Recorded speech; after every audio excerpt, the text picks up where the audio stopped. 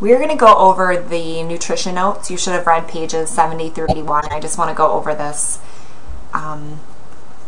with you, so just so that you have all the appropriate information. Starting at the 6 categories that are necessary for the maintenance of our health are going to be carbohydrates, fats, proteins, vitamins, and minerals. And let me just get that out of there. And providing energy in the form of calories would be our carbohydrates, proteins, and fats. And then the necessary to use nutrients would be the vitamins, minerals, and water out of those 6. Moving on to carbohydrates, they are our main source of food energy. So that's going to be what your body looks for. If you're going to do anything, it's going to use your carbohydrates first. There are 4 calories for every 1 gram of carbohydrates that you intake, and it must be converted to glucose before used as energy. Moving down, this is based on size. Your simple sugars, which are glucose, major energy source for cells in your body. Then you have your short chain sugars and long chain sugars, which are, move down here, which are your starch, glycogen, dietary fiber.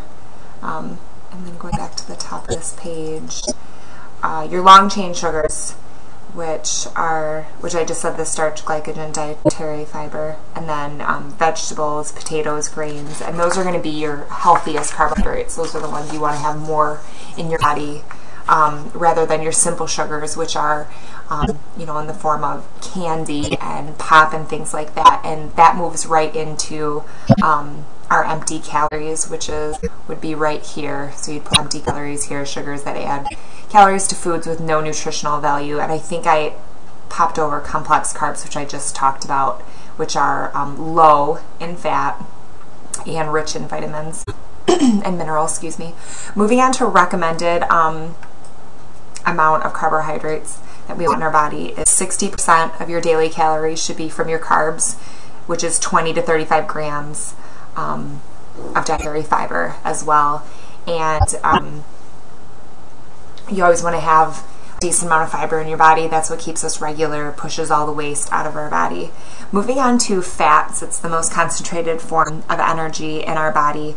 However, there are 9 calories per gram of fat. That's why we always don't want to have too much fat in our diet. Of course, there are beneficial reasons for that, which we'll get into.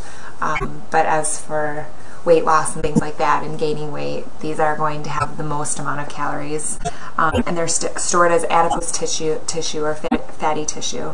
Moving on to saturated fat, it says linked to cardiovascular disease and some form of cancer, and #1 cause of death in the United States among Americans is heart disease, and that's in both men and women. And saturated fats are kind of like, if you think of stacking, I guess you'd say, like mattresses on top of each other, that would be like saturated fats.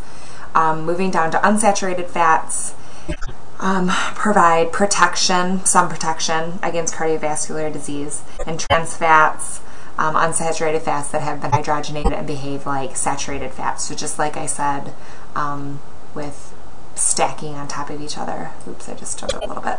Moving down to cholesterol, easy way to remember good and bad cholesterol. HDL is going to be your good cholesterol.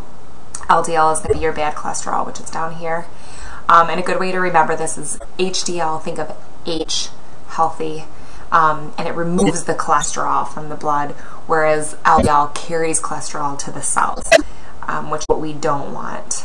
And let's move down to the next page of your notes. Proteins are made up of amino acids and basic components of body tissue and provide energy. So when you're exercising, and you can think back to when we go through your fitness plans, breaking down that muscle tissue, we want to make sure that we build it back up. And then out of the 20 amino acids, 11 are produced by our body, known as essential amino acids, complete protein all 9, and then you have 10% of your daily calories, which is right here. Vitamins, organic substances that assist in chemical reactions and vitamins D and K. That's what our body makes. Fat soluble means they dissolve in fat. Water soluble means they dissolve in water but can be excreted out of the body. Excess of vitamins is stored in the liver and skin and can be harmful. And you can go to pages 76 through 77 for more information. Minerals, inorganic substances that are generally absorbed to form structural components of the body. They are not produced by living organisms. 20 are needed by the body for healthy living. Page 79 for more information on that. Calcium is a major mineral that many women, teens don't get enough of, which you can find more calcium in drinks or food. Moving down, low iron levels often lead to fatigue. Body growth requires tremendous amount of energy. We want to get low iron. Women usually lose this during their menstrual cycle, so you want to make sure that iron levels are increased, or the amount of iron women are taking into their bodies. Moving on to water, there are 5 functions for water in our body.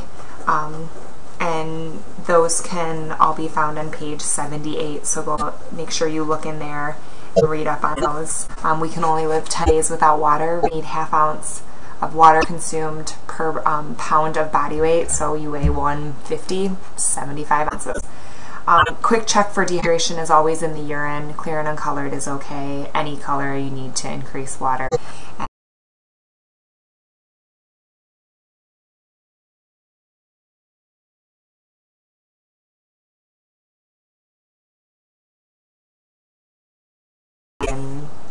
Water tends to, or even small amount of dehydration lower your resting metabolism, so we want to keep that metabolism moving, burning, so we can move that, we can convert that energy quicker, and that's also important to know if you are losing weight.